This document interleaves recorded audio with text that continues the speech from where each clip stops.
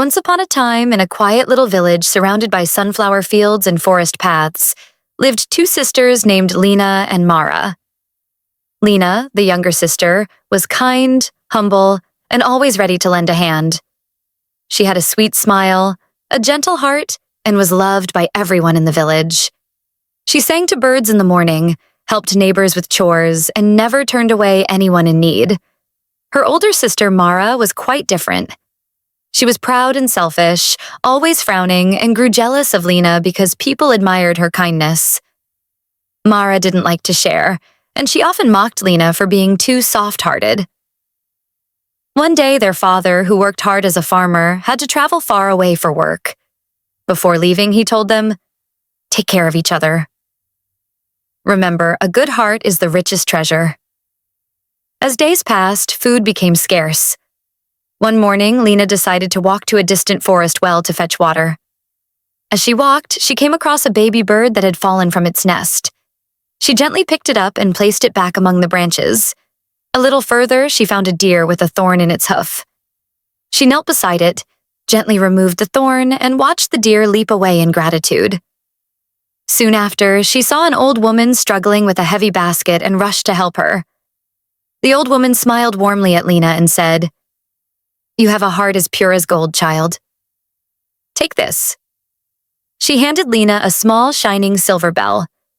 "When you're in need, ring it and say, 'Kindness brings kindness home.'" Lina thanked the woman and continued home, her heart full. That evening, with hope in her eyes, she rang the bell softly and whispered the words. To her amazement, a sparkle of light filled the room, and in front of her appeared a basket filled with fresh food, warm clothes, and a pouch of shiny coins. Lina gasped and clapped her hands in delight. Oh, what a blessing! But when Mara saw what Lina had received, her eyes narrowed with envy. "Where did you get all this?" she demanded. Lina explained everything honestly. The very next morning, Mara marched into the forest, hoping for the same reward. But unlike Lina, Mara ignored the baby bird and even shooed it away. She walked past the deer without a glance and grumbled when the old woman accidentally bumped into her. "Out of my way, you silly old woman," she snapped. The old woman, still kind despite Mara's rudeness, handed her a bell too. This one made of black iron.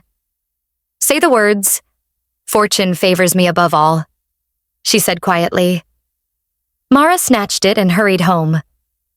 That night, she rang the bell loudly and shouted, "Fortune favors me above all."